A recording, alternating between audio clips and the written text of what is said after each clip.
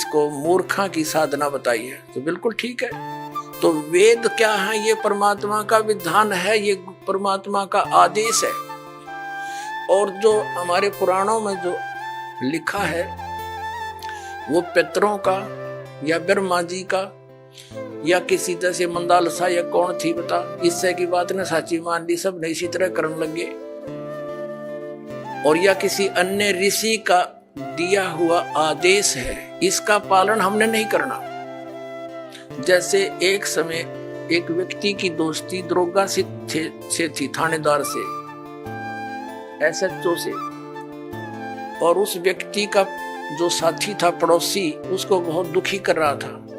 उसने अपने मित्र दरोगा जी से कहा कि भाई दरोगा जी, ऐसे ऐसे मेरा पड़ोस में है, साथ वाला मकान में, बहुत परेशान करता है, सारा कुछ कह लिया, पंचायत भी कर ली, नहीं मान रहा, क्या करूं?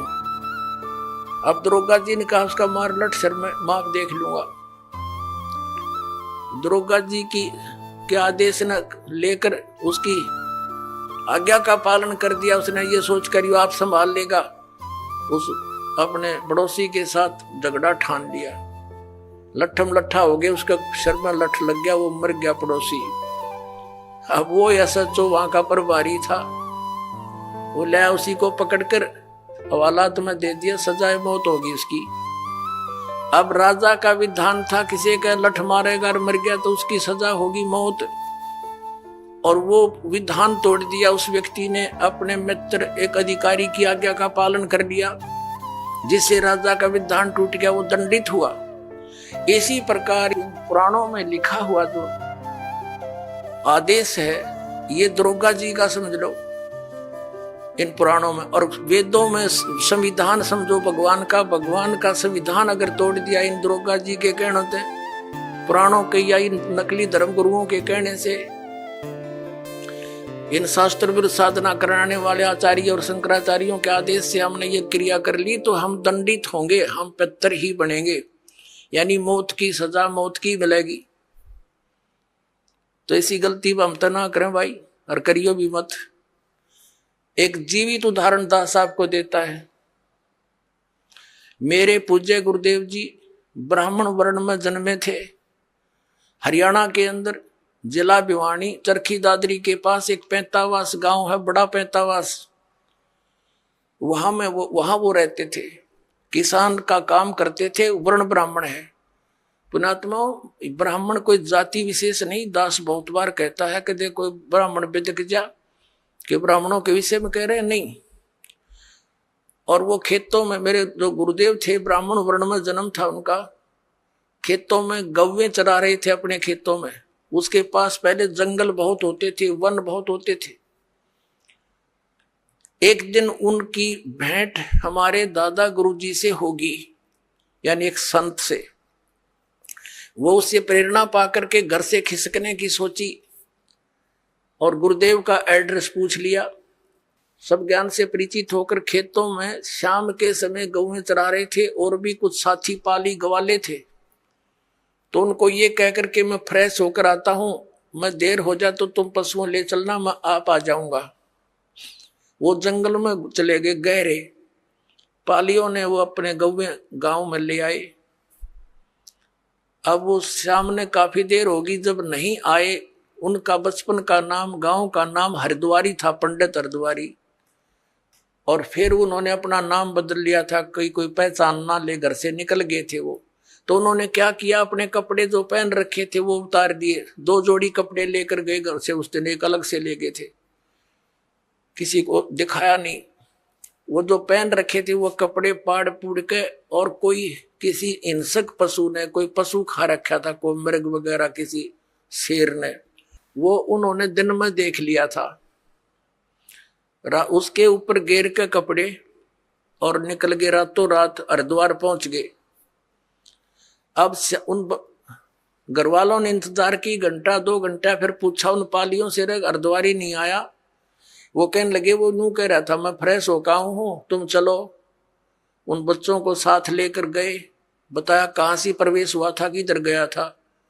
जाकर ऐसी पहले टॉर्च टार्च होती नहीं थी, लालटेन दीपक से ले रखे हाथों में, गए देखा रहे यू तो बच्चा खा रखा है, ओहो ये तो किसी इंसेक्ट पशु ने खा लिया, रे मर गया मर गया, अंधे हो गए, रोन लाग गए दूर तय, अंधेरा सा था। वो आड़ जो पशु के हुए और कपड़े इकट्ठे करके रात ने दाग दे दिया,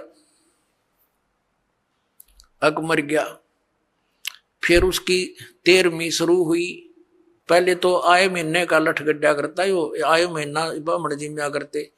अब वो ब्राह्मण न्यारे हैं जो कर्म कांड करने वाले, तो वो सारा काम कर दिया, वर्षी भी बना मनु दी, और फिर हो गए श्राद्ध शुरू है कि वो थारा बे औलादा मर गया, निसंतान मरा हुआ है और इसकी अच्छी सेवा करनी चाहिए, नहीं तो क्योंकि तुम इनका हक खा रही हो, जमीन थी इनके नाम। और वो बन रहे भक्त संत बन गए, दुनिया का उद्धार करें।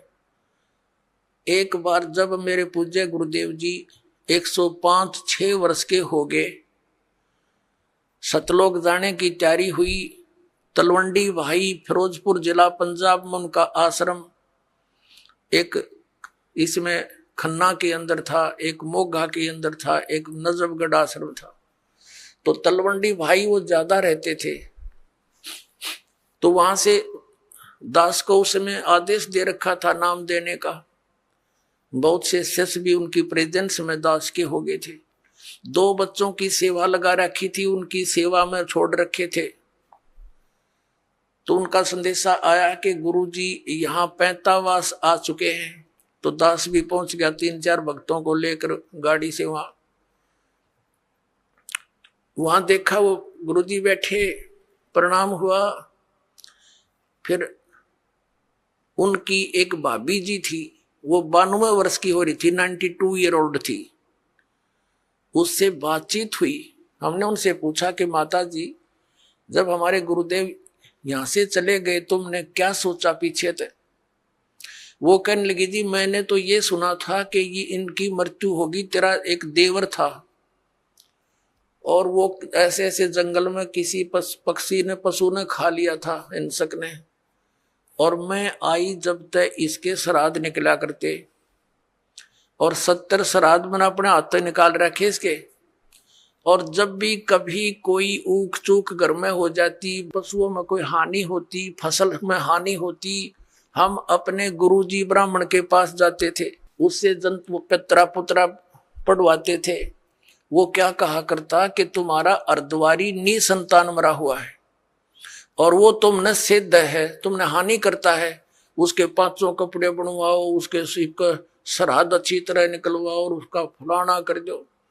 वो जो कुछ भी कहता वो सारा करते हम, और फिर भी यूं कहता इनका ठीक से श्राद्ध नहीं, अगली बार मैं करूंगा अच्छी तरह। 70 तो श्राद्ध करवा दिया, यू बैठा नो का न्यू। अब मैं कहने लगा माता जी देखो गीता जी में मना कर रखा है 9वें अध्याय के 25वें श्लोक में कि भूत पूजनीय भूत बनेंगे, पितर पूजनीय पितर बनेंगे, ये पूजा नहीं करनी चाहिए। अरे वो आपके सामने जीवित उदाहरण रहा, ये मूर्ख बना रहे थे आपको। और वो साधना वो कोई सच्ची बात थी इन लोगों की? ये तो ईब तो अब तो छोड़ देना इसको। ने बोली ना भाई या तो पुरानी लाग है, नो के छूटे है, बाढ़ में पड़ो फिर भी ना छूटे, हद कर दी भाई।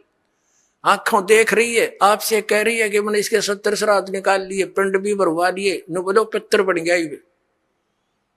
हमारे पितर नहीं हो सबका, ये तो उद्धार करने वाले महापुरुष बन गए, लाखों लोगों का उद्धार कर दिया। इस नृत्यों इनके श्राद्ध निकालो, इन मूर्खों को पालन लग रही।